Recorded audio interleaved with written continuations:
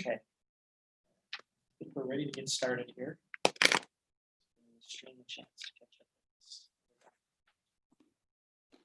All right, we'll call to order Stevensville Town Council's budget workshop for June 16th, 2020.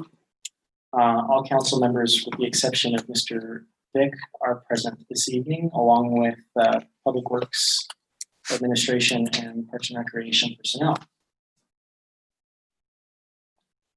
Before I get into a couple of updates, I wanted to give council a chance to see if there's any questions from our last workshop in regard to the material we covered there, which was salaries, administrative expenses, and preliminary projections. Mr. Michelson. Yeah, on this worksheet here. Which one is that? It's the revenues, expenditures, summary budget. Okay. Given to us, it was the biggest one.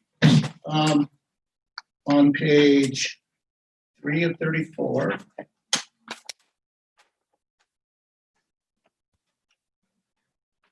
Administration. Okay. 83 and it went down to 73,000. Can you explain that one? 410550. Sure. I can tell you.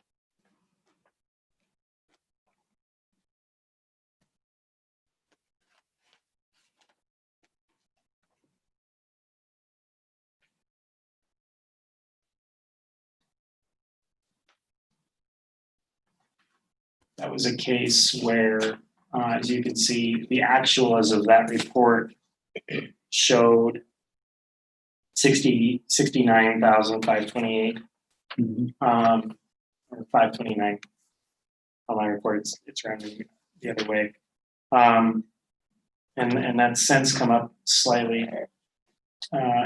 Allocations changed of supplies such as paper products, copy paper, training services. So this has more to do with supplies and office. Correct. Where we're redistributing the costs of administrative services fairly to the departments that utilize them. So for example, all of our postage used to be just lumped as much as it could be into administration.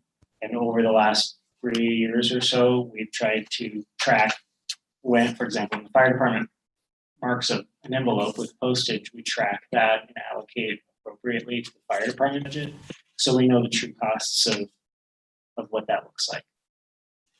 Okay. So there are expenditures also allocated, one-time expenditures last year in the, when I say last year, I mean fiscal year 20, that would not occur in fiscal year 20. Okay, you want to skip down 4 spots to law enforcement services? Is that the overall budget of James? Or For the 327 was 266, and now your preliminary budget is 327. That's correct. Wages, salaries. That's the entire cost of law enforcement services for the Entire kids. kit. Yeah. Okay. And on Thursday we'll get into what that entails. All right, and if you want to go down to cemetery services, Okay. What's that for? Cemetery services covers expenses for our cemeteries. So it goes into making sure cemeteries are mowed, headstones are repaired if they're needed, maintenance, gas, fuel, costs to mark out graves, and we'll get into that tonight. Those details. 2 down, administration. The administration up there for supplies, which is 48,561 below the cemetery. That's Parks and Recreation Administration. Okay. So we've separated out the administrative expenses of administering the Parks and Recreation program so that you can see those expenses separately from the routine day-to-day operations, as fuel for lawnmowers and nuts and bolts for playground equipment and that sort of Okay.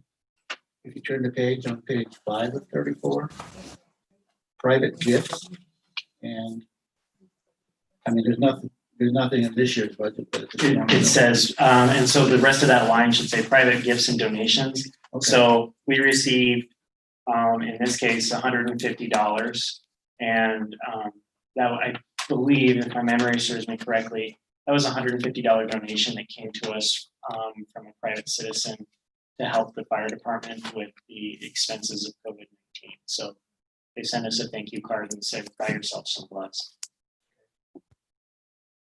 So that's a revenue line. All right. On page 7 of 34, the administration, 22,900, where there was only 642 before. Oh, current budget. That's You're taking that out. That's the 1920 budget, and there's currently not there's not a number in the TIF-TED budgets because we don't know exactly what projects. There is a number in the TED budget, but there isn't one in the TIF because we don't know exactly what projects to seek for the TIF district.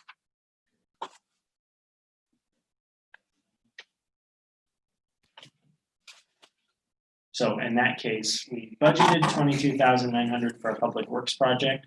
That didn't happen, and so what we ended up spending was $642. I had some other ones, but they're trivial. I mean, Okay. I highlighted gasoline tax. And Sure, and we'll get into some of Yeah. the gas tax and public works operations tonight. Okay, that's all. Thank you. So before we get roll our sleeves up and get into the budgets, I did want to kind of give you an update as to what our position is in terms of expenditures to date with fiscal year 2020 coming to a close in 3 weeks, 14 days, 15 days. So overall, out of a $2.7 million budget, we're 64% expended. So that leaves $973,688 unspent as of what's been entered into the computer today. That's budget wide, all funds. If you just break it down into the general fund, which is a fund we obviously give some attention to, those numbers come down to, and they look quite healthy. Our general fund budget was $732,998. We've only spent 78% of that, leaving an available appropriation of $164,819. So being 99.9% through the fiscal year, we're looking well. We know that there will be some expenditures, in the next 15 days that will change those numbers and bring those numbers, back down a little bit from the large surplus that we anticipate. But, even if we spent $64,000 in the next 15 days out of the general fund alone, which is very unlikely, we're looking at $100,000 carryover with upwards of our cash balance is over $250,000 already. So general fund is looking healthy. That doesn't take into account the reimbursement for CARES, which we submitted for on Friday. CARES reimbursement was $39,000, covered public safety wages, covered supplies and materials, covered the expense of remote meetings and remote working for employees. There was a number of different things that were caught into that. Some overtime was caught into that. So overall, $39,000, and a good portion of that is allocated from the general fund. General fund wages specifically for law enforcement and fire protection. So just keep that in the back of your mind. They gave us a time frame as to when to expect confirmation. We should hear back in the next 3 weeks. Next 3 weeks, we should hear something back and see some funding come through for us. So as we understand it, as it's been explained to us that we submit reimbursement for CARES, we should expect reimbursement for CARES. So that's encouraging news, and we continue to track any expenses that are COVID related with supplies and personnel for the next reimbursement section. Questions on that? Okay. On tonight's agenda or tonight's workshop, you have slated to review the public works budgets, which include water and sewer, streets, parks, cemeteries, and parks have kind of been separated out in their own budget now. And you'll also review the building department budget, which we're proposing to do a community development department collaboration, and then the airport budget as well. And Robert has some things to review with you folks in that regard. So with that, we're going to start with the building department and its overall community development budget.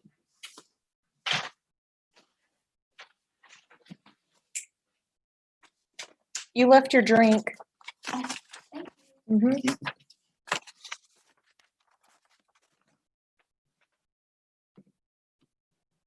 Okay. As we discussed when we reviewed the planning budget at the last workshop, the administration is proposing the formation of a neighborhood services or community development department, which would oversee the planning department and zoning issues, as well as the building code enforcement provisions for the services we provide. This budget looks exactly like what we gave you. The difference is what we gave you last week. The difference is you see the object lines, but to kind of show the outline of the department, I wanted to provide you with this report so you can kind of see the detail within that. So within community development, we're proposing for just planning. I'm going to go through planning and building.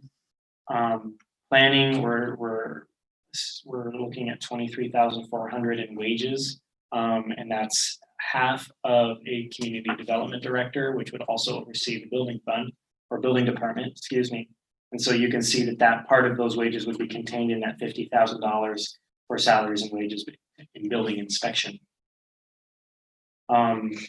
Otherwise, the routine office supplies and materials and those other pieces, IT services, those are all standard. We've allocated some portion as we would any other department, but until the department is formally established and approved by council, we don't know, more specifically what the fringe costs of that department would be in terms of if there's a facility needed or something like that to house these folks, depending on where right now we have the space in the annex. We can probably add a desk in there.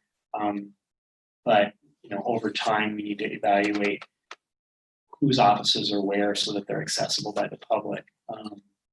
So keep those things in mind, but as a bare bones basic, this budget accomplishes what we're trying to set out to do. And that ties back into our strategic plan by accommodating the growth that we are already seeing. I mentioned last week, we're seeing considerable community development activity in terms of planning and zoning issues coming before us in the form of land use applications, as well as just routine phone calls from realtors and prospective property owners asking us, what is this property zoned? What can I do with it? What are the setbacks? This and that and the other thing. And that's really taking up a lot of the time of the administration. And we're not equipped to answer those in a technical assistance way that those folks are expecting the services. So that's a lot of the rationale behind this proposal. Mr. Michelson. This petition here basically relieves you of being a zoning administrator. Correct, it doing does. A lot of the stuff that you were doing. There's a very serious. Taking what? Yeah. 50? How much have you done? Probably, Brandon, I can spend up to 3 hours a day right now. In the last week, I can spend 3 hours a day handling planning and zoning issues. I don't spend 3 hours a day handling planning and zoning issues because I have to prioritize. And there are other issues that need my attention in a priority. if you would just put an average of a week, how much time, just top of your head, how much you spend doing this? Planning and zoning. Zoning, planning and zoning, Lumping some code enforcement into that as well. And it's easily half of my time. half of your time. between the plan reviews, the meetings for projects, 15 hours a week. could be usually 20. Part of what this person is going to be expected to do is to facilitate our building permit process. Right now, as you may be aware, our building permitting process has some holes in it. It's not a complete process because our building department is a part-time department. So it doesn't have full-time staff to kind of make sure that the wheels turn. This spring, late winter, we trialed a program where the building inspectors would work through Laura to schedule the building inspections to make sure that the permits are in line and that the permits get processed in a timely manner in terms of plan review. So when someone drops off their plans and their permit request, Laura makes sure that it gets to my desk for planning and zoning review, Tim's desk for building code review, George's desk for public works review, and then it goes out the door. And so that can be obviously a lengthy process, especially when you're dealing with a part-time inspector and theory, part-time mayor. So Laura was kind of running point on all of those pieces, making sure it got done, and then making sure inspections were followed up on. We thought when we implemented this that she was largely already doing some of that work. And then we realized she wasn't. It was much more work than we anticipated it ever becoming. And that's why we want the other half of this position so that they can spend their time on planning and zoning, address some code enforcement issues, and then work on the building department to make sure that people are taken care of, contractors are getting their inspections. It takes a lot of that administrative work off of our part-time building inspection staff so that we can keep them. Okay. Speaking of part-time, I'm looking at your worksheet from last week, and you've got Tim Netsky. You got him 23,000 or 29,000, and Joshua at this 4,000. Is Joshua just filling in when he's gone, or because he's got barely any hours? Josh is only doing framing inspections for Tim right now. Josh isn't certified in any other principle. So the only thing Josh is qualified to do. he's not qualified to do Okay. plumbing inspections, electrical inspections, or mechanical inspections. He'll work on those certifications. So for the time being, Tim is doing a lot of that commercial work, and Josh is doing some of those residential framing inspections. But also with COVID-19, Tim has taken on a lot of the inspections altogether to kind of help with that situation. Okay. Yep. So are you thinking that this person would take work from Laura? Correct. Okay, so you're not proposing 20 hours a week, you're proposing full-time? Is that I'm a good proposing, yes, assumption? to clarify, But this 23 is only half, correct. correct? 23 is half, the other 23,400 would be contained within that 50,840. So yes, we're proposing 40 hours a week, or a full-time equivalent, one full-time equivalent for the position. Half of it would be planning and zoning, half of it would be building code enforcement. Any other questions on that? The building inspection budget isn't proposing any significant expenditures. Their budget is in line with what they proposed last year with the budget. One project they didn't complete that we're proposing to complete is the bringing on board some software to help them with, right now we have a paper permitting system with carbon copy, and we'd like to make that electronic. That would be a tremendous help so that we can more easily track the process or progress of permitting and inspections. And right now, if someone called and said, I need a record on an inspection done in 2012 on a commercial property, Laura's going to spend about 3.5 hours digging through the annex trying to find that inspection record, if it exists. So, Mr. Michelson. software system? Is that a separate software system? We're evaluating a software right now that would implement, excuse me, that would also benefit the administration. So we're weighing options between Black Mountain Software and other vendors. Black Mountain does have a module for building code inspection. Whatever we use, we want it to integrate with what we're using in the main office so that everything's seamless. So we're evaluating that and budgeting a potential switch. So how does that tie into like all the other stuff that's, you all, like say the website that we have? So our website is independent of our software vendor. Right now, we're using Black Mountain Software, which is a company based out of Polson. They serve municipalities of various sizes across the nation. And their software is designed basically as a QuickBooks for governments, okay? So just to kind of map this out, Robert primarily uses two modules of that software, payroll and accounting. Accounting does, the day-to-day functions of making sure checks go in and out of the bank and all of those things. Payroll obviously runs our payroll and manages our employee information. There's also a module called budget prep, which is what we use to print these reports. Laura uses primarily utility billing. So that module of the software integrates with accounting and tells Robert what Laura is doing in terms of billing and sending out bills. The software prints our bills for us and everything. And then she also uses a system called cash receipting, which is our cash register. That module was implemented 2 years ago, roughly. If you recall, when you brought a bill into the town hall to pay, we made a copy of the check, copy of the bill, stamped it, paid, sent it to the away. So not only did we send a paper bill through the printer once a month, we sent another piece of paper with your payment through the printer once a month. So for every bill we printed, we used 2 pieces of paper.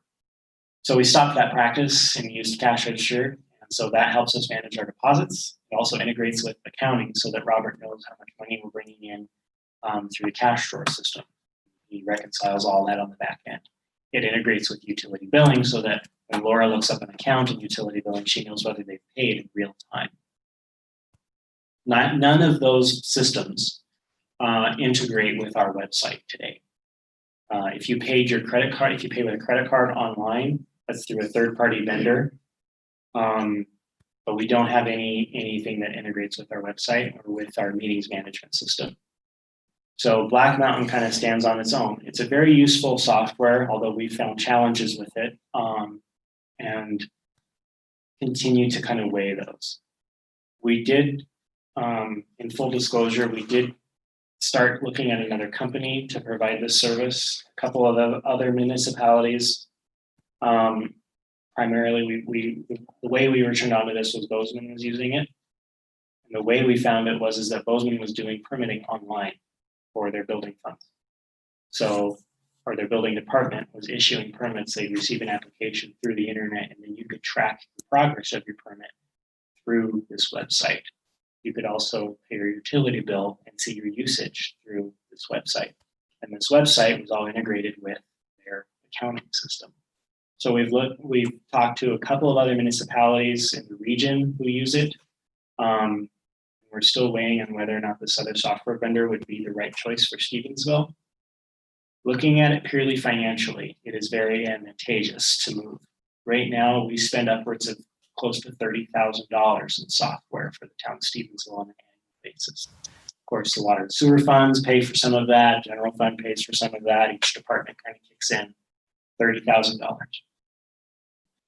There is a cost, of course, to move softwares up front and to set all of that up. But our annual cost, if we switched vendors, would drop to $3,000 a year. Much? 3,000. What about the town website itself? When you go town of Stevensville, all our things. That's all through Municipal. So Municipal manages our codification process, our website, and our meetings management software. So how much time do you spend on it? A lot. You put all the updates every Well, each department is largely responsible for their websites, or their web pages. The meeting software is primarily used between Monica and I. We don't have the department heads or rest of the staff trained in that software yet, but because it's somewhat of a transition. What's her name used to do that? Wasn't in her job. Brittany. Brittany? No, Brittany. I mean, every department has one person in their department. For example, the police department has Janelle. Janelle is versed in making sure that the police section of our website is taken care of. Bobby's been trained on the Parks and Recreation site, and he's been making updates every day since he's worked here. So taking care of their websites individually, and we weren't paying an individual a half-time salary to make sure that happened. I spend some considerable time in the meetings software because it allows, well, what it does is it builds our agendas. Monica and I go in, we plug in what it is we want on the agenda. We attach the items that would go with that agenda item. We hit build packet. A wheel spins on the screen for a minute, and then it generates a PDF for our packet. And that's why the packets are hyperlinked now. It saved considerable time in terms of paper and scanning. Previous to the software, we would, if we needed an agenda item on the agenda, we printed it, we scanned it, and we scanned it all in as one PDF. So we're saving considerable time and money there. And it's allowed Monica and I, because it's web-based, through the pandemic and any other event, I'm able to work remotely on that software. I can pull it up on my phone and review. I can go through and quality check the agenda real quick before she hits the publish button, just to double check. The way it's supposed to work is that a department, Bobby, if he had something he wanted on the agenda, he could get into the system, scan it in, log it up, and hit submit. It would send it to Monica and I for review. I can approve it, and then it goes onto the agenda before we build the packet. Does everything that goes on there have your approval, or should it, or just every honor system? I go through and, for the most part, will review. I mean, they go through the same agenda item approval process that we've always had. It's just electronic now. Right. So I'll go through but I'll also review the material that's being put in the packet to some level. I don't get to everything, and so you may see a mistake here or there, but I will go in and approve. I'll hit the override approve button on the system so that Monica knows if it lights up green instead of yellow, the agenda item is complete and it's ready to be placed on the agenda. So one example of why this is beneficial is that we can submit an agenda item into the system for the preliminary engineering report contract, which you guys approved at the last meeting. The contract, or the award you approved, the contract is coming forth. We understood that contract would be ready from HDR for your 25th meeting, but we know we have to have an agenda out this Thursday. They're not going to have the contract ready. So we had it on the agenda, but then we're going to take it off the agenda, but we don't have to start from scratch. We're just going to hold it in this little bin over here in the screen. And then when we're ready for the next meeting, we move it back over onto the thing instead of having to recreate the entire agenda item. Much more time efficient for our staff. So, and like I said, we can do it from anywhere with the internet connection. I guess the reason I mainly asked, because you just answered as you went along, is on our claims all the time, there's so many different areas with services. Yeah. Black Mountain. Right. Even the website is also split out across all. Unicode, right? Yeah, Municode. And so I guess where I was going with Municode is we have the website service, we have the codification service, and we have the meeting service, all three that are bundled. And those handle the legislative services of what we do, whereas Black Mountain handles the technical accounting services that we do. So Robert stuff, but there are other pieces of software that we can't really afford because of Black Mountain's pricing. For example, they have a business licensing module. Right now, our business licensing is managed through a 4-inch 3-ring binder and an Excel spreadsheet in Dropbox. That's how we process business licenses. But we have access to a computer system that would do it all for us and help us manage that, so that in 5 years, if someone wanted a history on a business, we're not pulling out 5 4-inch 3-ring binders from the annex building. We're saying, well, here's a report on this business specifically. So there are things we can implement that help us today and make our jobs easier today. But I'm also interested in what can we implement today that will make our jobs easier in 10 years.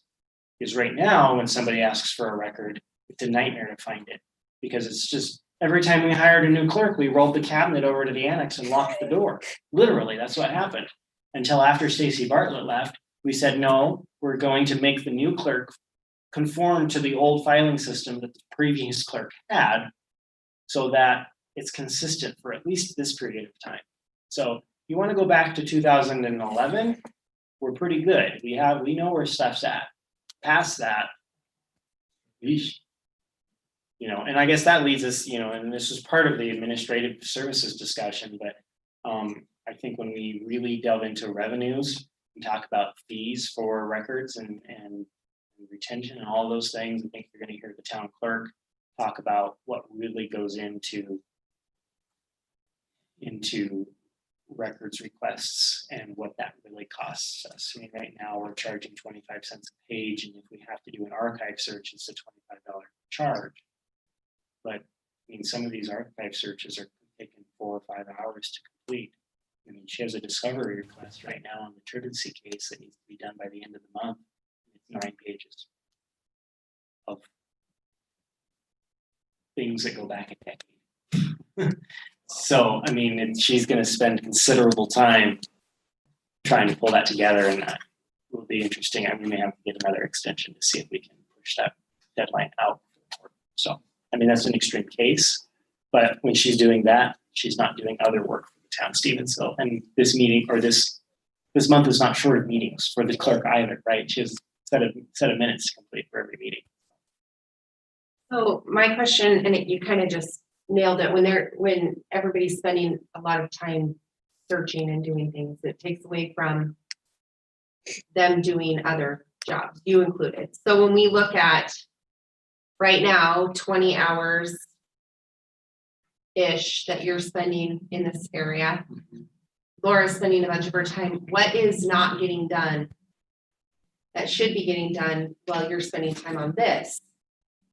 Or what is, I know when I'm pressed for time, I have a lot on my plate. Sometimes things don't get done thoroughly. So what would you gain in terms of like the town gaining if we had somebody do it? Does that make sense? Do you, Laura, want to speak to how it impacts your day and how it would change for you? I think when I first took this on, it was during COVID. It was right before COVID, and I thought it was quiet in the office, or somewhat quiet. We didn't have the foot traffic that came in, but things are ramping up. I mean, with the projects, and I try and help out George and oversee what he needs done. The cemetery stuff is going crazy. People don't bury people in the winter time, and I handle the cemeteries. And everything just kind of gets put back, because if I've got a contractor that's sitting at the front counter who's looking, he needs an inspection, he needs a permit, it needs to happen right this second. They get handled first, and so everything I think just kind of gets backed up. I mean, it all gets handled, but it just, I think it's more backed up, and I don't like things to sit. I don't want people to have to wait, but they have to wait. If somebody's looking to find out where their great aunt was buried in 1902, and those phone calls come in, believe it or not, every single day. I can't help her immediately. It'll take me a day or two to get back to her. So I think if that part is removed, I can focus more. Also, we haven't assessed late fees. We haven't really been sticklers on people paying their water bills. I mean, until you guys go back and review all of that, as far as, when those timeframes, I don't have to do all that reporting right now. Normally I'm running my reports every week, and I'm running off of that. I'm seeing who's behind, I'm making phone calls, I'm sending out letters. And that part of my job hasn't had to be done right now, because you guys put all of that on hold with COVID. So I think once that is back in, there's just no way I can handle. the building To put it, Side of things. to put it kind of, to give you a simple example, and I'm going to say this and Laura's gonna probably think, oh gosh, I need to get this done now, but that's not what I meant. We have a stack of postcards sitting at the Oh, front yeah. counter that have watering hours on them.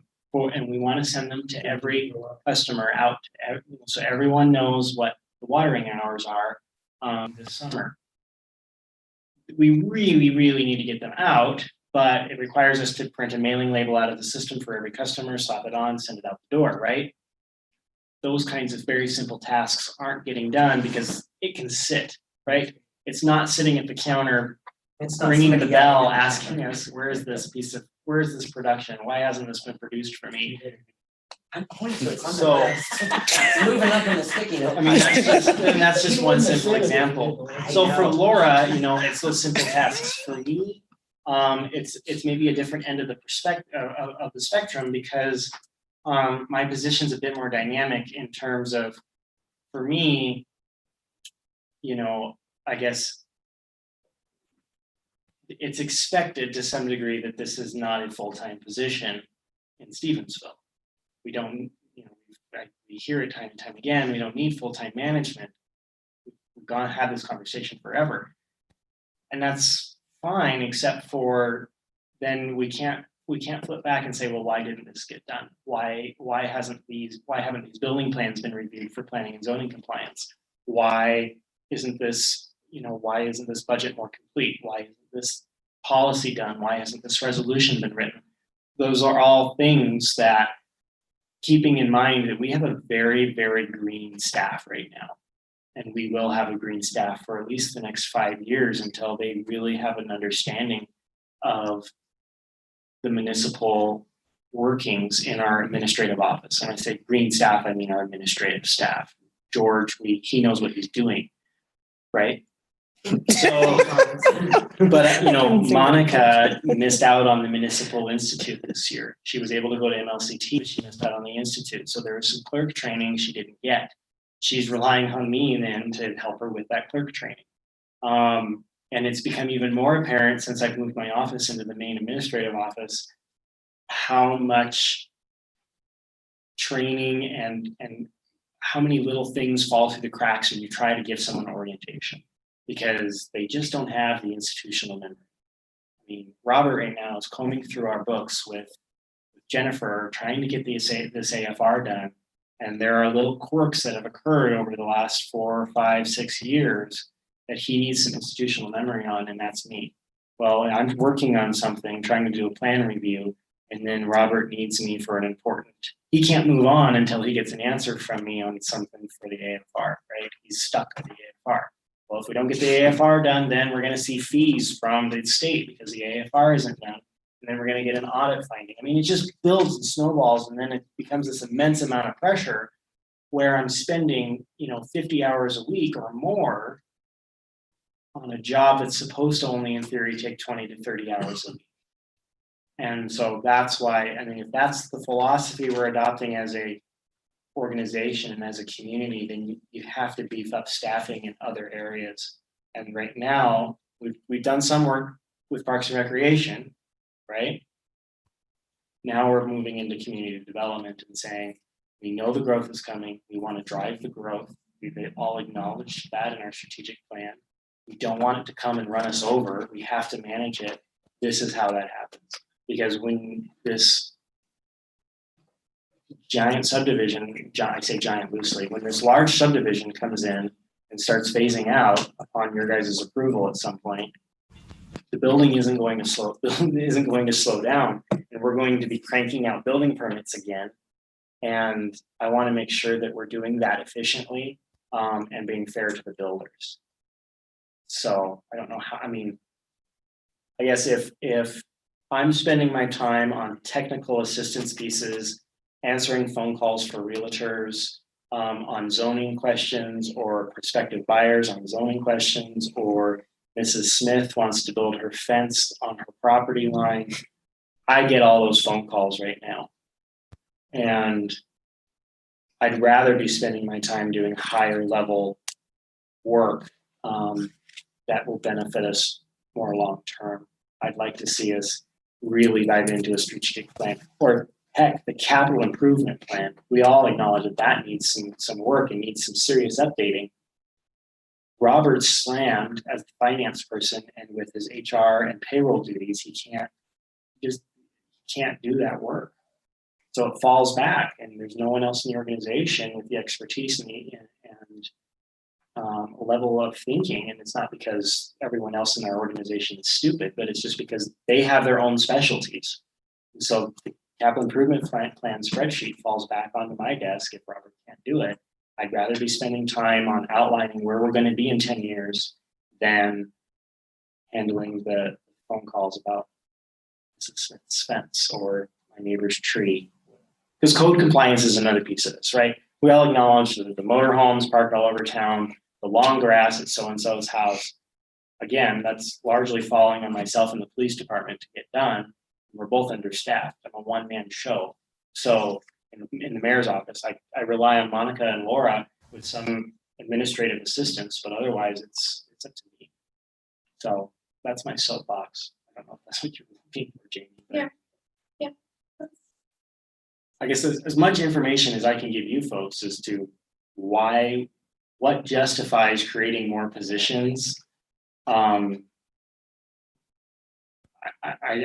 guess I just want to be as clear as I can about that. It's not, there's no ill motive to that other than to hopefully reduce my workload to some degree, or to make my workload fair to the work I expected to perform when I did the job. So.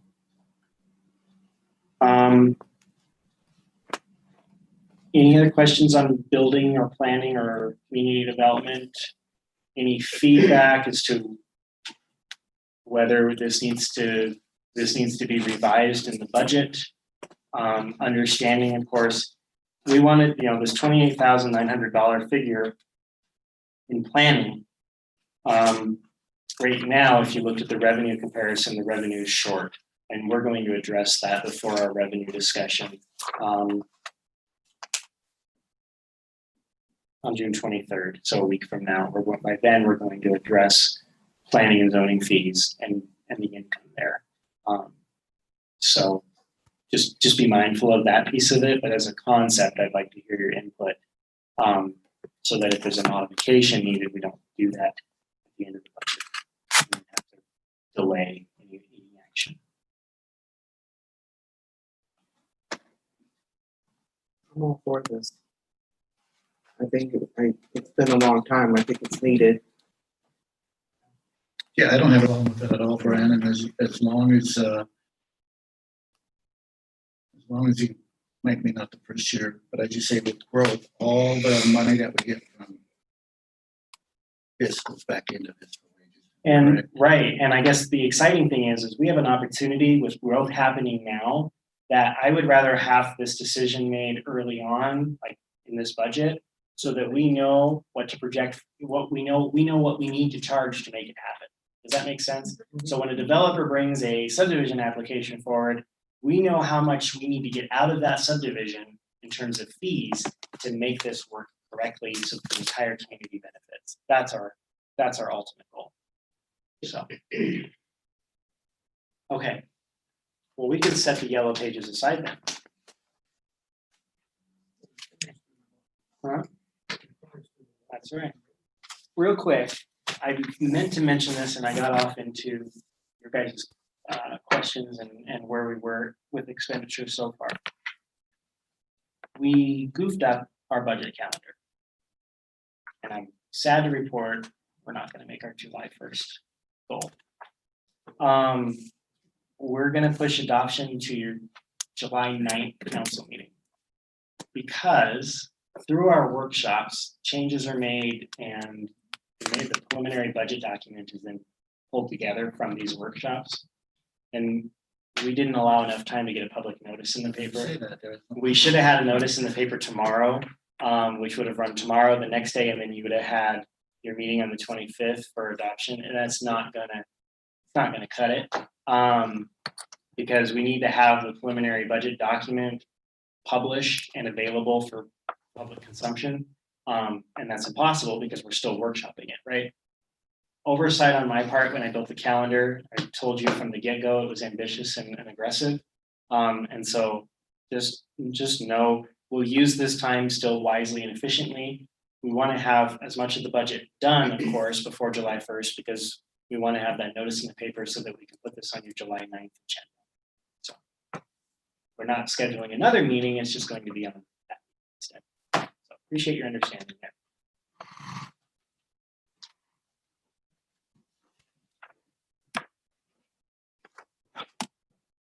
I color coded these for you.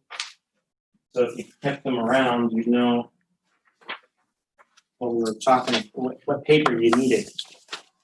This is the Parks and Recreation budget. Oops. And mind you, as we go through these budgets, we're speaking strictly in operations. We aren't talking capital expenditures yet, because we have a night dedicated just to capital and revenue.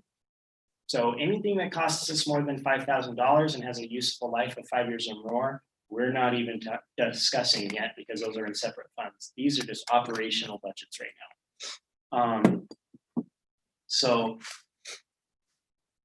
Bobby being brand new to the organization, he got a crash course into budgeting, and he's still, of course, massaging how that all works, which is part of the reason why we separated the administration portion of the Parks and Recreation program from the regular parks budget, so that you could see what it costs and how much we really need to administer, in theory, the Parks and Recreation program. So it really distinguishes that, and it kind of shows you, you go, okay, the parks budget is $95,069, and $48,561 of that is overhead for the Parks Department.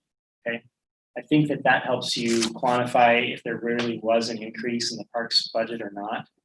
And at this time, we're not proposing any significant spending increases until we have a good, solid understanding of what the programming is going to look like. So I'm not doubtful that we won't be back at this table probably in October, November, maybe even as late as February, with some budget amendments, asking for some spending authority on programs that will offset with fees. So any program that we come forward to you with is going to have an offset for some sort of registration fee for that program. So this budget secures Bobby's position as you adopted at your last meeting, and make sure that the parks are taken care of. There are some repairs and things in here that we have planned, swings need repairs or slides need repairs or whatever the case is. Those things are in there. But there's nothing above and beyond our basic needs right now. When we get into capital expenditures, then you're going to see some requests from parks for sure. One note I'll draw your attention to is the forestry and nursery section of the parks budget. This, and forgive me, I think I may have explained this to council already, but if not, I'll explain it again. You'll see $4,000 allocated to forestry and nursery. And forestry and nursery covers our boulevard trees and our park trees. So any tree that's in the city's right of way, we're taking care of. We're allocating into this budget to take care of that tree. So you'll see the 5 new trees on Main Street that came from this budget. The reason the budget last year, right? it was, yeah. I think in fact last year's budget may have been just a little bit more. I think it may have been $4,200 and we cut $200 out this year. The reason that budget is fixed at $4,000 is because we've been successful in attaining Tree City USA membership or designation. So we are designated now, although COVID kind of stole our thunder and we didn't get to really get loud about it, which we will, but for now we'll get there. We're designated as a Tree City, which makes us competitive for grants. So the $300 grant we got from DNRC for our cleanup day to plant a tree, just turned into $750 because we have this designation. One of the requirements of that designation is that you spend $2 per capita on trees. So with 2,000 residents, we need to spend $4,000 in order to keep that designation and be eligible for those grants. So you hear that, you go, well, gosh, okay, we're spending $4,000 for a $750 grant. That's not necessarily the case. What we're spending $4,000 for is the opportunity for other grants outside of that 700. That's just an example of a grant we already received previously that we can now grow on. But aside from that, we need to spend this money to maintain the aging urban forest in our community. It's not something that you think about when you wake up in the morning. Oh, we have trees in our town. They're just there. Well, somebody has to put them there and take away the ones that used to be there before we came around. So, Main Street is a good example where those trees have started to live to the end of their useful life, or have started to become diseased or aged to a point where they're no longer safe to have in the ground. And there's also services that will spray trees to protect them from other diseases, and you can see a number of trees in some of our parks and boulevards have gotten the bugs, and they're no longer good-looking trees, which is unfortunate. So with that, that's the reason for the forestry and nursery budget. Any remarks, Bobby? Like you said, I'm pretty new to all this. And with the operating budget at hand, I think we're able to handle what's ahead of us currently. But as Brandon did mention, with programming and stuff, a little bit of this will change before next year for sure. But that will be something we address through different routes and avenues.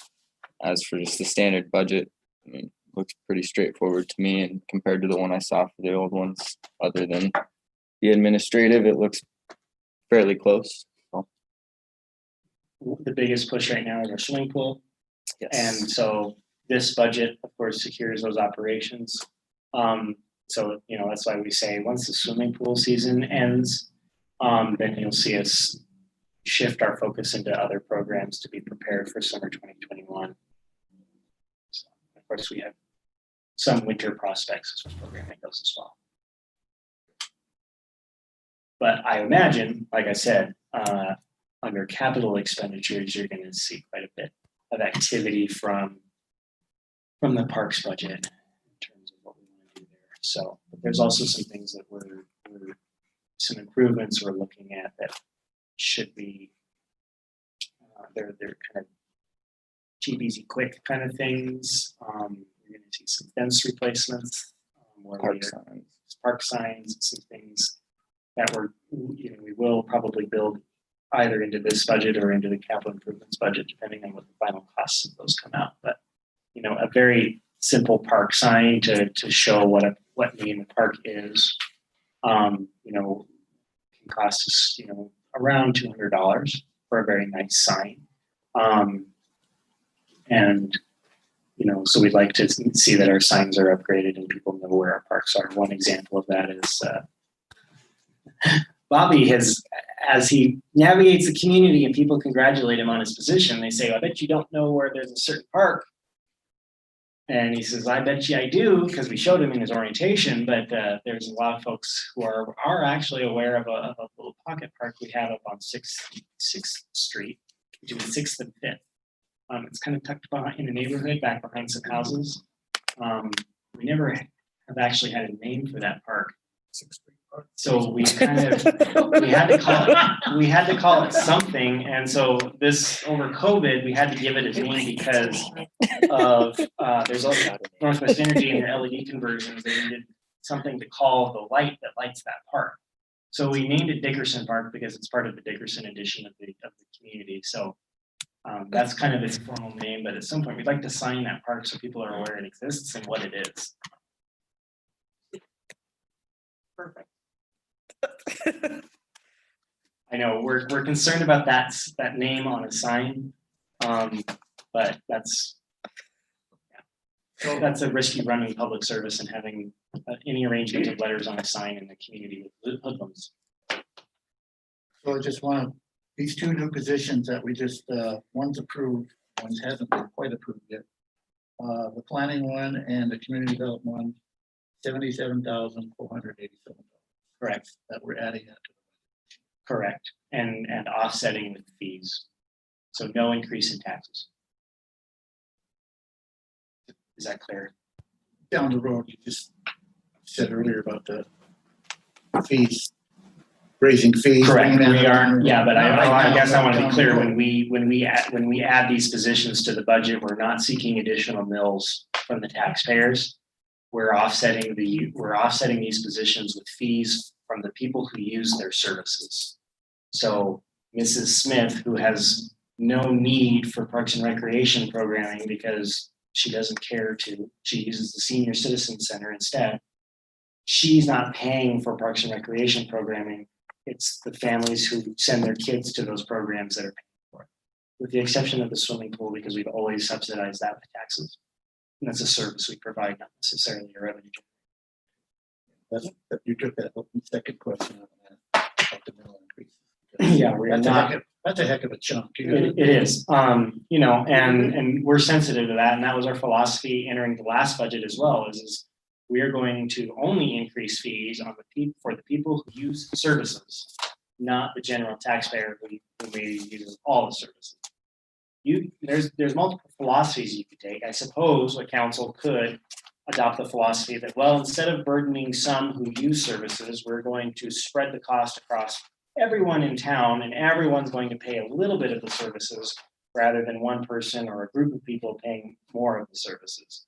But I guess the way I approach this in terms of the building department, for example, the people who are building homes and the contractors who are building homes and who are seeing that commerce, they should be offsetting the costs of utilizing services from the town, because if they weren't doing that activity, we wouldn't be providing the services, right?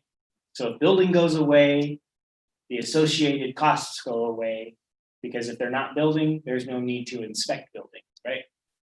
So that's kind of how we've approached it. The building boom goes down and bottoms out, Which it could during this COVID. which it could, and we anticipate to some degree in our revenues that we will see some effects of that. But I think if we saw that happen, you would see us somewhat reorganized so that building personnel were doing some catch-up work on filing tasks and that sort of thing before we started to do reduction in forces, because we do have some reserves to help insulate us from the volatile market of building. Questions on, Ms. Holcomb? With, repairing the fences and beautification, will you be looking at using the Gene Thomas Fund to do some of this work? Yeah, we'd like to put some of that money to work. Okay. Because it sat there for 3 or 4 years, 3 years, and hasn't done anything for the community yet. So if it's not going to work for us, we're not even earning interest on it, unfortunately. So we want to get it, put it to work, and Bobby's got a short list of some goals. But first and foremost, I think what we'd like, and he's working on getting the park board together as soon as possible, so that they can reinitiate that master plan for parks. So we really know where that money needs to be spent. Okay. Here's the thick packet.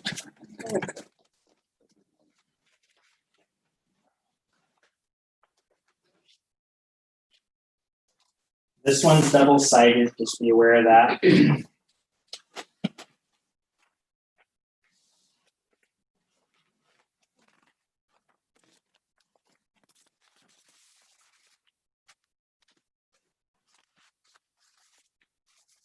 Okay, the public works budget. As we talked a little bit, we touched on this at the last meeting where we talked about some reallocations a little bit. And one of those, part of the reason I think we were discussing the general fund when this conversation came up, and that the general fund expenses were higher.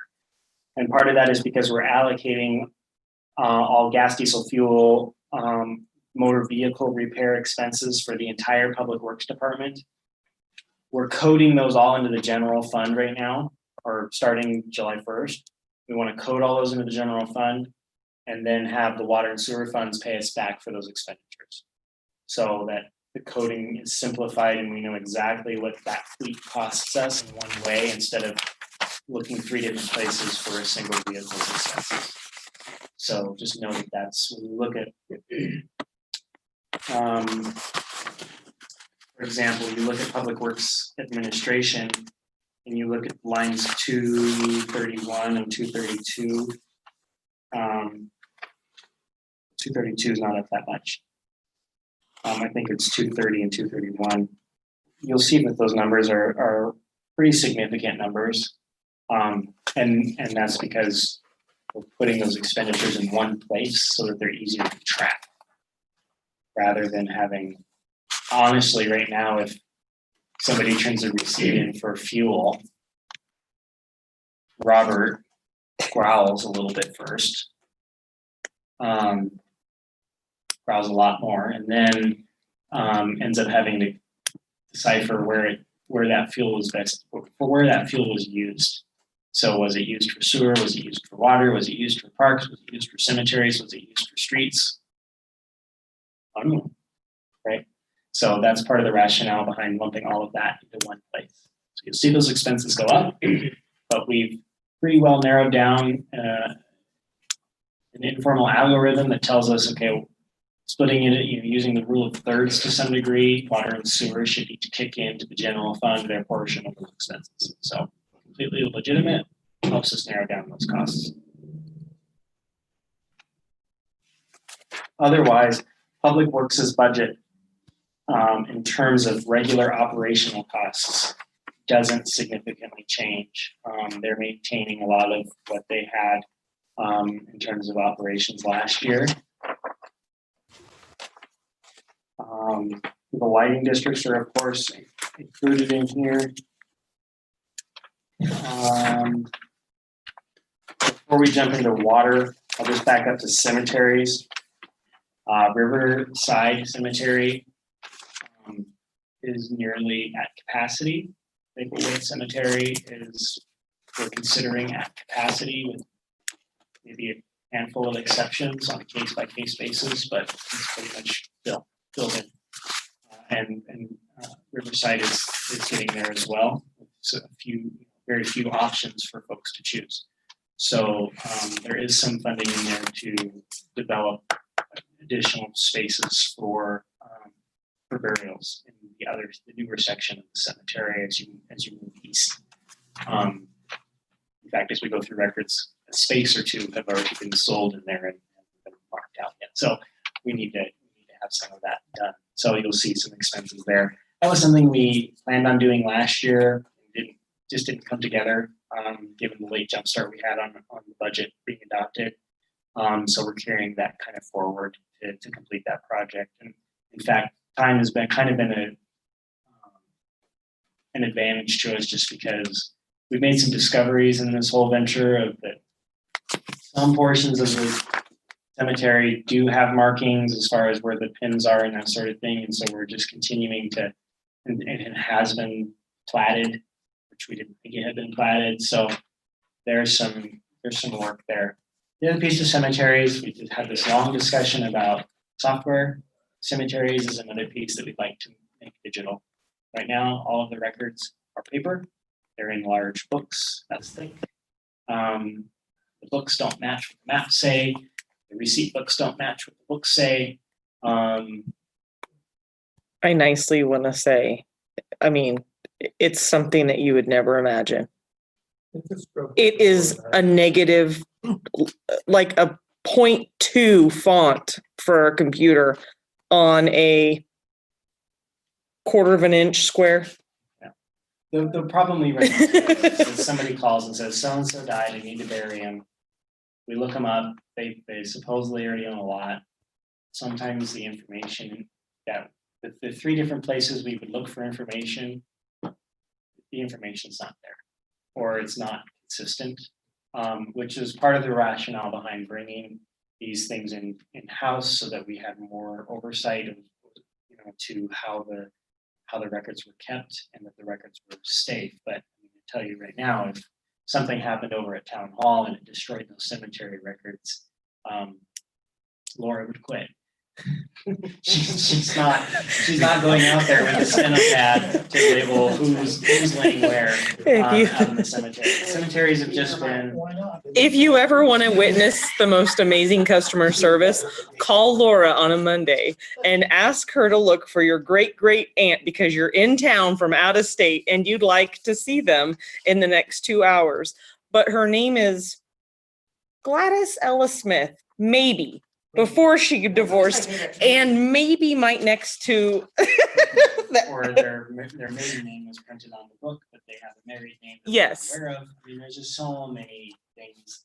And she's one amazing at example it. is a customer called and said, I know that my mother was moved. Her headstone was moved from one place in the cemetery to another place in the cemetery a few years ago. And I want to know why it was done, who asked for it. And that's a serious. We went to the cemetery, took a picture of the headstone where it was at in place and said, this looks like it's been here forever. It's got her name on it. This is where we think she is. And the individual sent us a picture back of the same headstone in a completely different place in the cemetery. But no So- notes anywhere. But no notes. We had no. That's very common. This is a common thing. This is a. I've never seen anything 3 or 4 like times this. before. It's actually a joke that Laura is amazing at finding dead people. She's amazing at it and she brings great customer service to So- those looking for them. It's a headache, and it's part of being in the cemetery business. It's a service we provide, but it needs to be modernized. And we hope that by having some computer system someplace that says, here's why we moved so-and-so's headstone, and so-and-so called and told us to do it, this is why it's all there. We're moving headstones and not bodies. Oh, no, we move bodies. Yeah, Oh, but hold on. well, that's, I mean, there's. We have 4 permits to be picked You up, go back right? through the receipt book, in theory, in that case, we should have charged a fee to exhume, right? Right. We can't find where that was ever charged. Or a lot was, we don't know if the place she used to be buried in has been resold or is occupied. By somebody else. Software would be amazing. But we also don't have time to chase it down because we need to get postcards out in the mail to tell everyone we're getting water. But I found out why she was moved, and so that's why my postcards aren't out yet. Because this individual was very adamant that we find out the answer. We want to take care of people. This is one of Well, I those think things. that's right, yeah. It's right. She was kind of distraught about the whole Sure. situation, and we wanted to make sure she was taken care of. It's the compassionate side of public service and what we do. So we went to whatever length, including 3 or 4 trips to the cemetery to figure out. I mean, short of taking a shovel out there and finding out who's where, Laura does an outstanding job. Amazing Denise job. did a great job before that in deciphering what records we do have, and I want to make it clear, we are abundantly grateful for the records we do have, because it could be a whole lot worse. In fact, some of the scary stuff I've seen on the listservs out there about cemeteries makes me cringe and just think, oh my gosh. But it's just the nature of how we've always done things. So we have decent records. They gave us a good jump start, but again, we want the group of people who are hanging onto the books in 10 years to not have the same headaches that we have today. So Not good when you dig down and there's already somebody there. it could be one of us. It could be one of us. It's true, you guys. We have to think of it that way. Well, as there's a lot of emotions that are attached with any. Absolutely. anything, and that's, I mean, Yeah, we do. We have unmarked graves as well, and so making sure our maps are accurate and that pins where we locate the corners and measure off of are in the right place. That's critical. Makes it hard to think. It's hard to explain. have you really dug down and there's already somebody there? That is so funny because we wouldn't be surprised. I mean, Move over. oh, there's more room. That's just Monday for us, Jamie. Yeah, oh, but it's only 10 a.m. So Brandon, getting back to this public works. The overall is 834,409. that is the cost of all public works activity. So that covers our personnel in the public works department, that covers water and sewer operations, public works operations, cemetery services. That's what that covers. So that's not a fund level, this is what this department costs us. Because they're all, of course, in different funds. The street lighting included. Right, I'm just saying, all bunched together is 834. It's nearly a third of our budget. It's the other. You're absolutely right. If you split out the services we provide and the span of our organization, in relative terms, everything kind of has its slice of the pie. But out of a $2.7 million budget, which I think this budget, of course, is more than that, but our last $77,000 more. correct at the very least. So yeah, just keep that in mind. That's the cost of the department, not necessarily a fund level Okay, that's why I appropriation. asked. Yep, that's a good question. So moving on from the cemetery into another topic, and that is our water department. We'll have a lengthy discussion about water revenues at our revenue budget discussion, but heads up, through our analysis, water rates are roughly $15 short of where they should be. We're not proposing a $50 hike in water rates for obvious reasons, but we do need to analyze some things. Our expenditures have been really necked down. We're doing a lot of work with water with very little funding in terms of operating. And part of that is we put a lot of cash away for expenses so that we don't have to take a bond out for a new project, right? That's part of the motive behind having over $1 million in the water fund. So I realize that this is kind of backwards when I say our water rates are short, but our fund balance is high. But the reason the fund balance is high is because we've been putting money away to avoid another bond payment on the water bill. So the water bill will go up again, right? So that's a current analysis of where our water rates are. That was out of the last water rates discussion that was instigated by Mr. Gibson. We're going to continue to evaluate that, and we're not changing our revenue projections in this budget because this last increase doesn't necessarily expire until November. So we have some time to have a thought out, educated conversation about what our water rates are and what they should look like. One question that I thought of that I'd like, we don't have the answer to this, I'm going to tell some people tonight to do it, is what would it look like for our water system if we saved if our customers conserved 7% of their water, meaning we cut water usage by 7%, what would that look like? How much savings would there be? Just curious. We don't know. We have to analyze and figure out what our annual usages are and what it would look like, but I'm curious. We just said we're going to commit to conserving 7% of the water consumed. What would that do to our bills?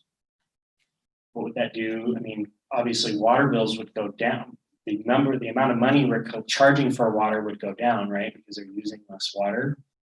And our expenses would go down because we're not producing that water. So I'd like to see what that relationship is and how much money that would actually save the town if we conserved 7%. So that's part of the conversation going forward. It's food for thought. But a lot of the emphasis and what you see in this budget for the water fund is leak detection and leak fixing. So leak detection, we took advantage of some time over COVID and did the entire city, all the way up to the reservoir. I guess in a bittersweet sense, there aren't any leaks in the main, or aren't any significant leaks in the main from the reservoir into town. Although we kind of had hoped maybe it was leaking and that's where our water was going.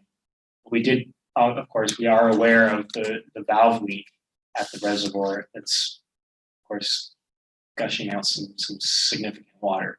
And that's on the slate to repair.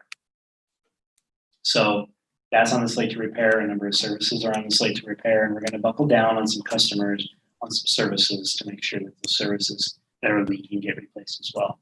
So, the town administration, I think at the beginning of the calendar year, I set a goal that we would reduce leakage by 50% in a calendar year. So we have till December 31st to cut down the 14 million gallon leakage that we were experiencing and see if we can't get that down to 7 million gallons.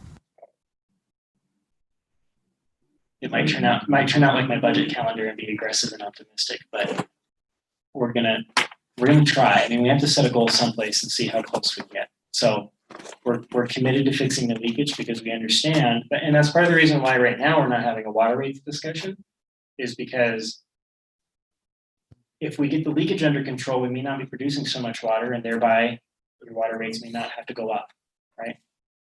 3% increase may be enough, rather than a significant increase. Is this the last year of the 5-year increase? Correct.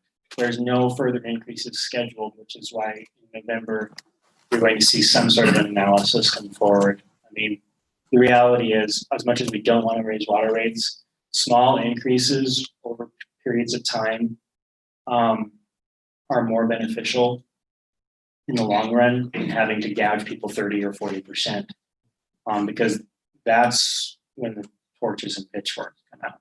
Like in 2008.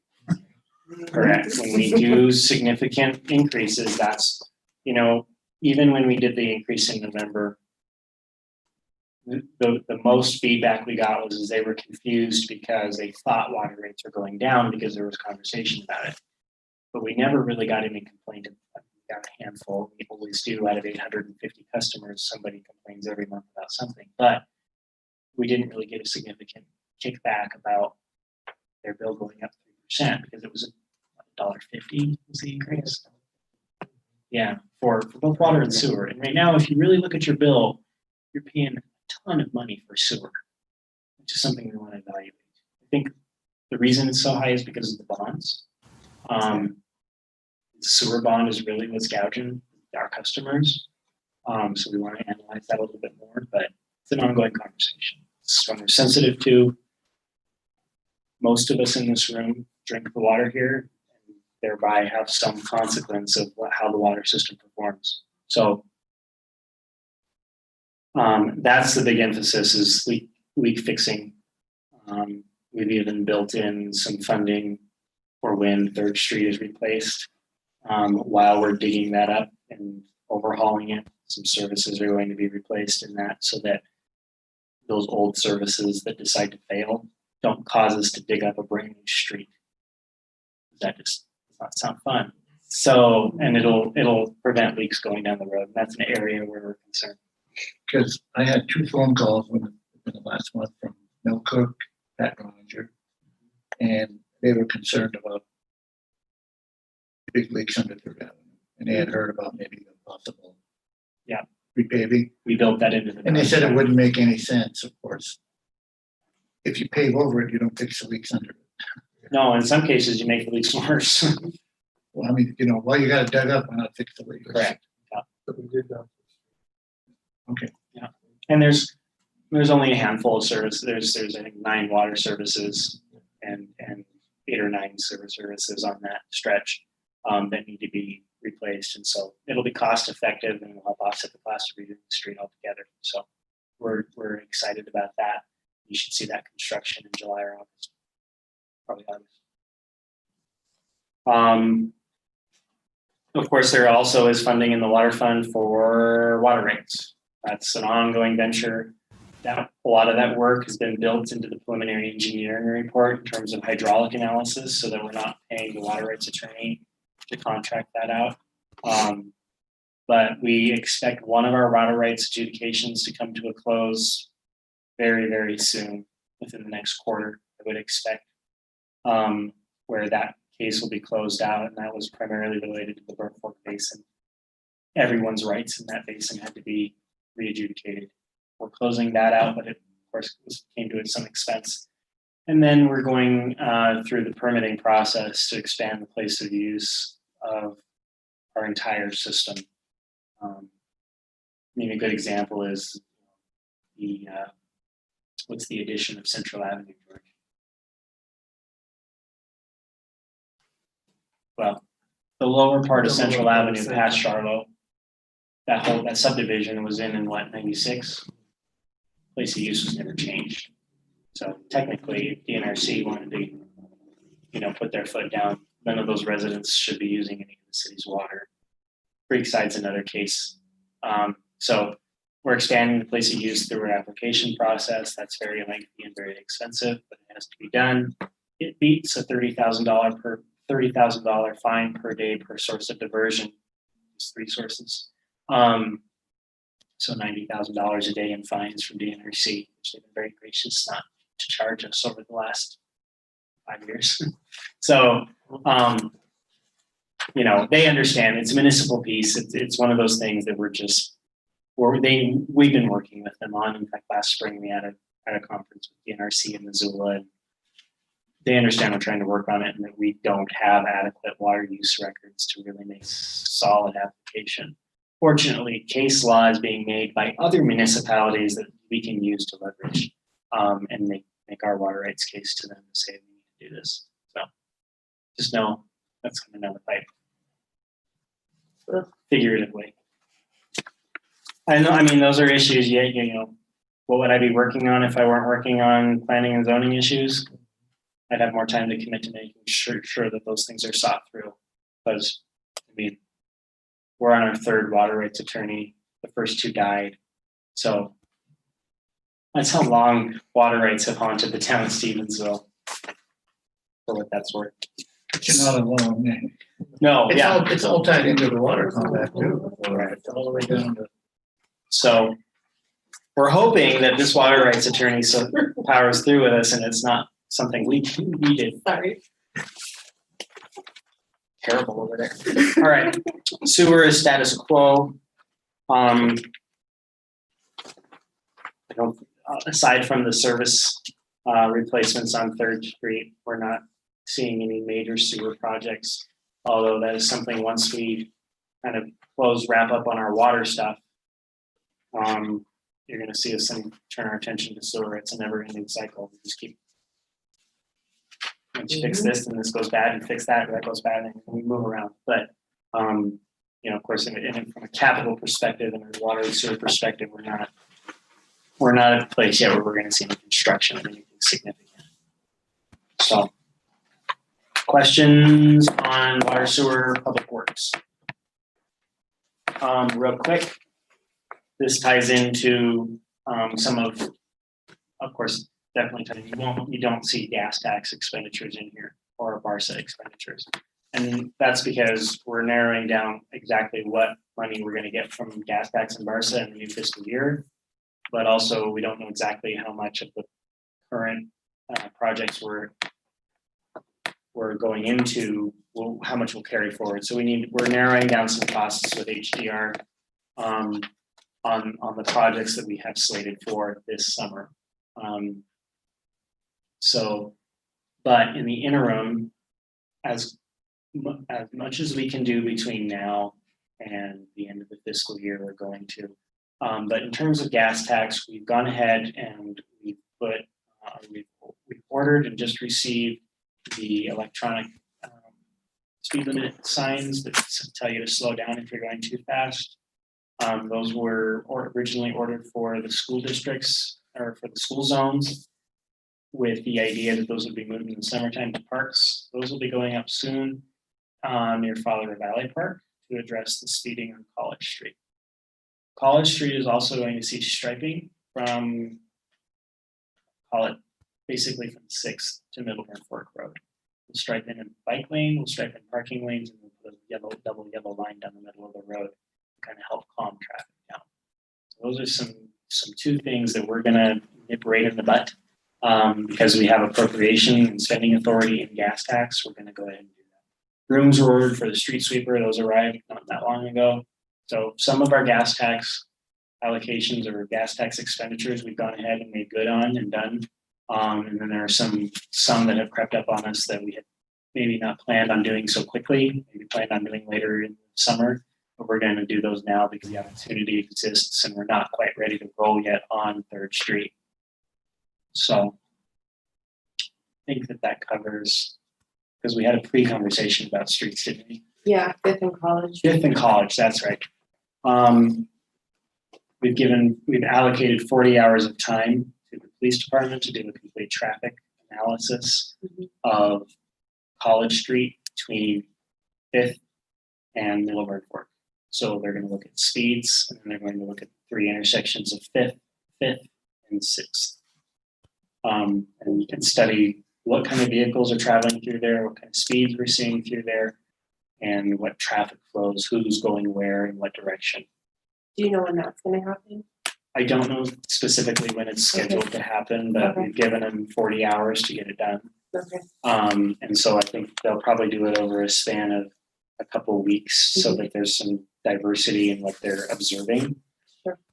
One benefit of these electric signs that we're putting in, and you will see us budget for more of them, is that they study the traffic for us. So not only are they telling you to slow down, but they're telling us how fast you're going. They don't tell us who you are. Okay, let's be clear about that. They're not telling us who you are or what your license plate number is, but they are telling us how many people are driving over the speed limit in a certain area and what direction they're traveling and what time of day it's occurring. So that if we see that at 2 o'clock in the afternoon, there's a spike in speeding on this certain stretch of road, we can start allocating our day shift or night shift, whatever resources it is, to that specific time frame that the offense is occurring. So it'll help us be more efficient in where we're putting people. So Wow, you guys are good. we figured it News out. article yesterday on TV and today all this. It all did kind of come together, and you know, Squeaky wheel. you know, admittedly, a lot of the conversation around the College Street challenges, a lot of the issues fired up when Main Street was chip sealed. It made College Street a nightmare because people were using it as and Chilcott was another one of the streets that was being used as a detour route to get around the traffic light at the post office. So we knew that people were upset about the speeding, and we had been working. I mean, I think it was late in the summer last year, I had George replace a number of signs out there and rearrange signage to kind of help designate walking areas. You put some stop signs in there when I was on council. That was all on Second Street. Yeah. But you will, through this traffic analysis, likely see us. In fact, we're weighing on whether or not we want to temporarily try it, and we may have this conversation at your next council meeting as to a possibility of a 4-way stop someplace in that neighborhood. The reality is once you get past 6th Street, there's nothing slowing you down until Middleburg Fork. That's 6 city blocks. Whereas the rest of College Street, you have something slowing you down every block, right? Every intersection has a yield or a stop sign, but that's not the case south of 6th. So you'll likely see us come forward with some recommendations to slow folks down. Right now, there are no plans to put speed bumps in that area. We're trying traffic calming first, and some other gentle enforcement through signs and that sort of thing to really address that. We're also looking at, because we acknowledge that speeding doesn't just happen during day and that pedestrian safety doesn't just apply during the daytime. So Laura's reaching out to Northwest Energy, and we're going to look at the possibility of installing lights along College Street, street lighting along College Street in Father Valley Park. So not only light the park, but also light the street. So those things we're implementing right away as quickly as we can, as long as the funding is available. So we'll see how much those lights are going to cost. It's not as much of a priority as getting the stripers down here to get everything striped for us. So Hopefully they'll catch the species and Texas. Mr. Texas license plate, Mr. You just Councilmember got a word in. You are on notice. Yeah. This is Questions on Public Works? Feedback?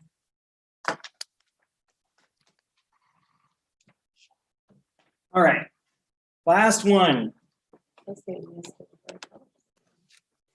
Sleep with I me literally now. went through the cupboard to find every, these were the only 4 colors I had in the cupboard. We had to apparently buy some paper. Let's see what color. Because he's gonna say blue, and we're gonna go with what's blue. I should have checked to make sure none of you were colorblind first. That would have been rude. Okay, airport budget. This is just the airport fund, not necessarily the airport project fund. We're still narrowing down what the fiscal year 21 airport project fund is gonna look like, but like I said, anticipate roughly $1.7 million somewhere in that fund worth of expenditures relating to the current construction project. That entire project is covered by funding from Montana Aeronautics and the FAA. Town of Stevensville didn't have to use any of its cash to make that project happen. So that's 100% free project. And the timing is perfect. We're bringing some jobs into the Bitterroot and the construction project, and of course improving the infrastructure. So this budget is basically the bare bones operation. Robert has a short list of things you're going to see change in this budget. You want to review those? Yes, as you know, I had an airport manager, Katie, who was out there for about 2.5 months, 3 months. She did a very good job. We would hope that she would have stayed on, but we basically wore her out there. It's a huge job. And I took it over in the interim since Friday. I spent quite a few hours on it outside the finance part. I track it differently. So it's not a paid position, you know. And I have spent a lot of hours on it, and I've been looking at it. And there is some uniqueness out of it. I think as a whole, it's not been managed. It hasn't been managed. It's because I was in a conversation with a guy who left the airport, who called me every name in the book for about 3 hours on a thing this weekend, just because he got a notification of closing the airport down and he's not there anymore. Long story, but when it made me think of something he said though. You know, those people, you know, and there's business out there, quite a few businesses out there. There are people working at the airport, and they rent their space, and they want to run their business. But the management is by, for lack of a better word, the good old boys. We've heard that. It's kind of a term that's been used. But we haven't had a permanent manager out there. In the past, they did. And you ruled with an iron fist, what I understand. But they've never paid for it. Fees haven't gone up in 20 years. Lease fees, we pay about 6 cents a square foot for leases. The average in the area, we just had Katie work on that, is anywhere between 12 and 14 cents. And so we're missing out on revenue. We can increase the fees 10% per year for the leases we have right now. They have not increased in 20 years. So we need to look at that. And so some of the proposal I'm going to come forward with right away is 10% increase for 10 years on the leases we have right now. That would slow that. That's the most we can do with the contracts, because that's in the contract lease right now. That we can increase those fees 10%. We have to have that approved and done by 1 June. We missed the vote on that this year, but it doesn't mean we don't put that in place for next year with the vote from the council to start increasing those so they can raise revenue. They've survived on grants, which they've been very fortunate to get. God for them, help them get for them. And that's great. But their cash draws down. So like this year, they got a grant for a building, $35,000 for a building, but it's going to cost them $20,000 to put the building in place. And that's got to come out of their cash. And so that's drawing down their cash. They did get in COVID a $30,000 grant for anything they need for the airport. It can be used on salaries, it can be used on everything else. Very, very fortunate for them. But once again, the airport itself, it's got to be able to manage itself and raise enough revenue through taxes, user fees, lease fees, and be managed properly. Right now, we paid Katie the honorary $200 a month. And she was out there almost. And the calls come in starting at 6 o'clock in the morning to 11 o'clock at night. And I didn't really understand what that meant, but that's when somebody who's going to fly to the airport calls the number and asks them if they can get the car, courtesy car, what's at the airport, what's in town. And those calls, like she said, they came in all the time. And that's this weekend, it just started going. It was just quite a few calls. So I'm thinking that, and that's why really nobody wants to manage the airport, even the ones that were up there. Because coming with management, which we gave to Katie, was she's the policeman. Okay, so she went out there and hey, you got to move your bus. That's not an airport function, fixing up a bus.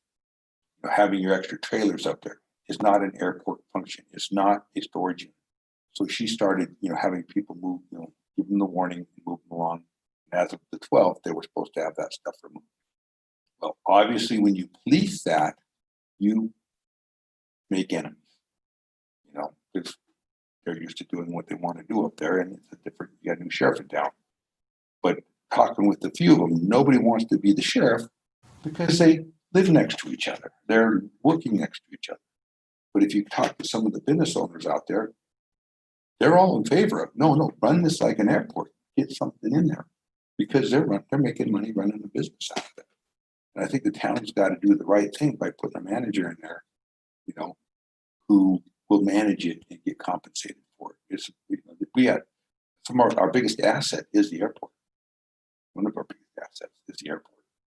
The airport collectively, all hangar owners combined, if you took all their tax bills and put them together, it's the third largest taxpayer in the city. They employ 85 people, upwards, more than that probably now, but just on the employees who are based on the airport, there's about 85 people employed by that facility. Part of the rationale behind putting Mr. Underwood in that position interim was so that we could better understand what it takes to do the job and what are the demands of the job. Because we'd always had volunteers, of course, fill that position. And as they move along, you could ask them candidly about the position and their rationale behind leaving, but you never, I think, got a real sense of it. I think they want to be nice when they leave, and they don't want to leave us with a sour taste in their mouths from their departure. And there were some concerns brought forward by Katie before her resignation that we did work to address as best as we could. But then there were also some personality circumstances around the facility that I think led to her resignation as well, which is another reason why Robert got to be the airport interim manager, so that we could fully understand on a regular day-to-day basis what it takes to operate that facility from the town's perspective, and what kind of skill set is needed. And I think 24 hours in, we got a pretty good idea of what that was like. Saturday morning before Robert's phone's ringing. So I guess keep that in mind that we put Robert in there. And of course, I appreciate Robert's willingness to step into that position, but I wanted him in there as a learning experience because I didn't think there was any other way we were really going to understand what that does for us. It's a big piece of the department. It's a big department in our organization. You look through it, I think there's 9 departments in our organization, right? That's kind of what we're comprised of. And the airport is a serious piece. And I guess when bad things happen at the airport, it's really not a good day for any of us. If something bad happens in Parks and Recreation, it's not as big of a deal, I think, depending on what it is. A bad thing for Parks and Recreation is graffiti. A bad thing at the airport is a plane crashes. Different ends of the spectrum. So we want sound management up there because ultimately it's our butts on the line. But in order to do that effectively, just as the same conversation goes into, the leadership of our parks program and leadership of our community development services. We've got to have somebody in there who knows what they're doing, they're capable, and they're dedicated to those services. So. One of the other things, and they're fortunate enough to have received that $30,000 grant is when you ask for and get equipment from the FAA, then you have to maintain it. It's easy to ask, pay your 10%, you get it. And then when it costs you $6,000 a year to maintain it, your budget's less than 5, something's wrong. So they're not basically, they've been able to maintain based on their one fire season. You know, and they made some money off that, and thank goodness this grant. Or we wouldn't have a balanced budget this year at all. And the example, the guy who does the PAP, he comes out and calibrates it 3 times a year. It costs $2,000. Initially, they were saying it was really $180. Well, that's his fee to do it, but he flies out here. And then we pay for his hotel, rental car, and everything. And he's the only person who can do it. And then I found out through Katie, he comes out and does like 14 airports at a time, and they just divide the money. So his costs then through the 14 airports, that's our cut. It's still $2,000. And we can't turn off this machine, the weather station out there. We have to buy it back from the FAA, $90,000. Yeah, so we're not going to do that. So once again, it was great for people to ask for it, you know, but no one was looking at the long term of the airport, because now that's $6,000 in the budget they don't have. We don't. Would you look at their budget right here? You know, that's $18,000, and they don't. The revenue doesn't even bring that in yet. So the $30,000 is going to help offset that. But I think using that $30,000 to get, and we haven't discussed this very much about the, get somebody up there for salary, or at least pay that position a little bit more, because the person that goes up there and works, and I work with Katie probably about 3 times a week. She would come in, and I probably spent at least 2 hours with her each time she would come in. Because one is, there was a lot of stuff that we had to talk about in preparing this budget and understanding. So that took out of my time. But it's part of my job too, because I pay the bills and I do all that stuff for the airport. That's already kind of factored in there. But just that said, I think that's somewhere we would really, at this point in time, need to look at, to, because it's going to grow. It's going to grow. They're and increase the fees the best we can, because we're kind of hamstrung with what we're tied to in the contract. But if we can get kind of like we did the water fee, do it now, do it early. They know it's coming next year, and it's really minimal amount of money for them. It's not good. We do 10%, 10 years. That's going to get them up to about, I think I said about 11 some cents. Okay, 12 cents more. The average is 14 in the area. So every new contract needs to go out at about 14 cents. But still, when you look at the budget, that doesn't even begin to get us where we need to go.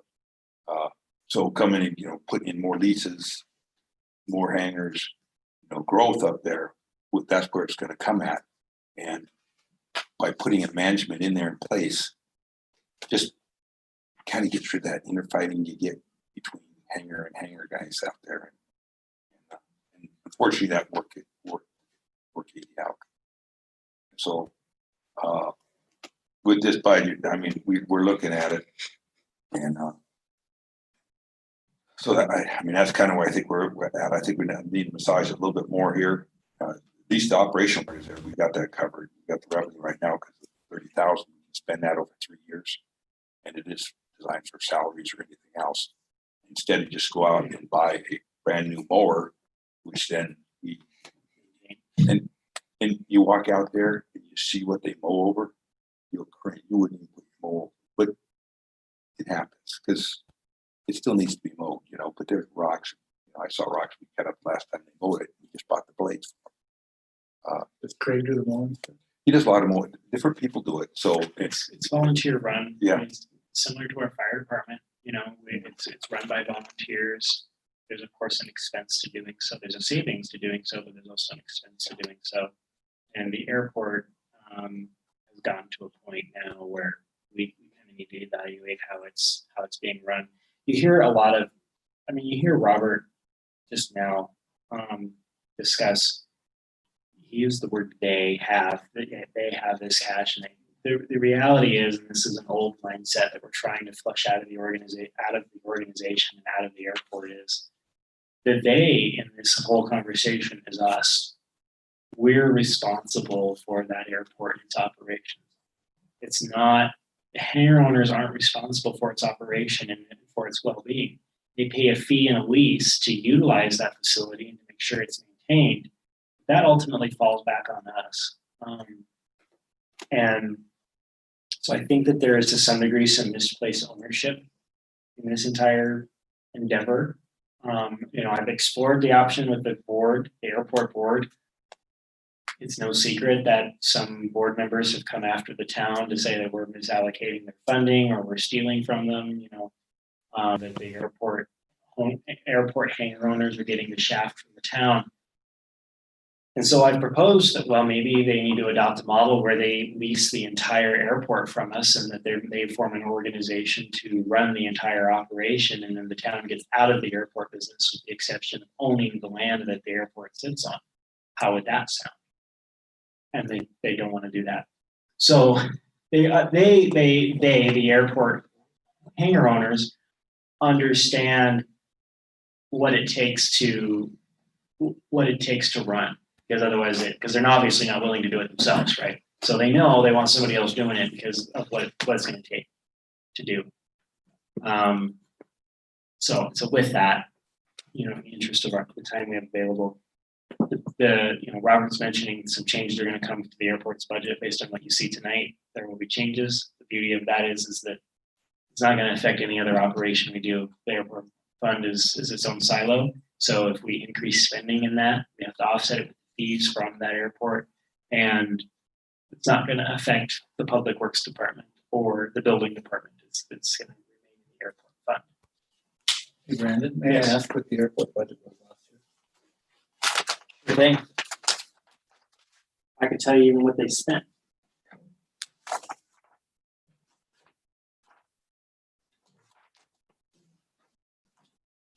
So the airport budget was $27,269. 27?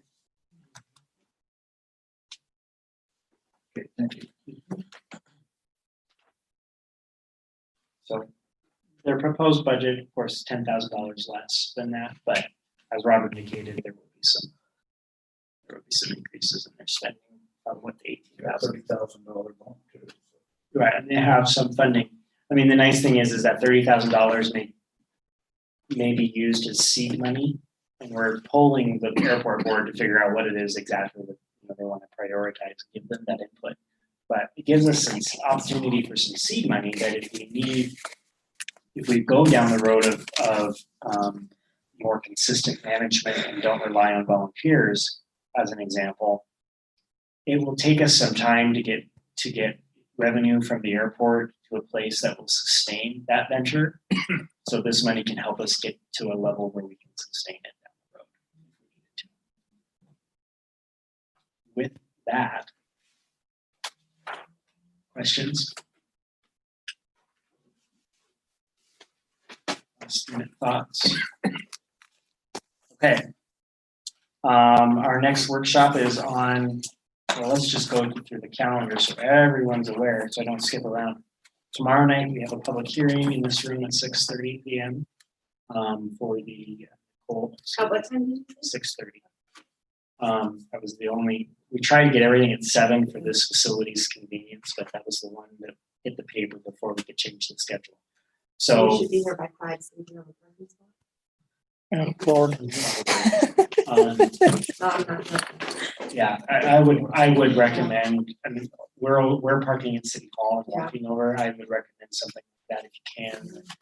Or otherwise arrive early. But 6:30 is that public hearing for the Burn Fork Place subdivision. I think we've been through, or not sorry. No. It's not a subdivision. We have Burn Fork Estates and Burn Fork Place. And I don't like that they named them both that, but Burn Fork Place is what your public hearing on is tomorrow night. No decision taken. Then on Thursday at 7, you have your next budget workshop. We're covering most public safety functions. including police, the attorney, legal services, the court, and fire department. And then that closes our week. We don't have any meetings on Friday, unless you want. We're good. one. Thank you. I'm done. Oh, come on now. So I'm giving you the option. Okay, with that, if there's nothing further from audience or, well, not from the staff, there is no audience, but from the staff or council, we'll adjourn. Thanks, have a great night, everyone.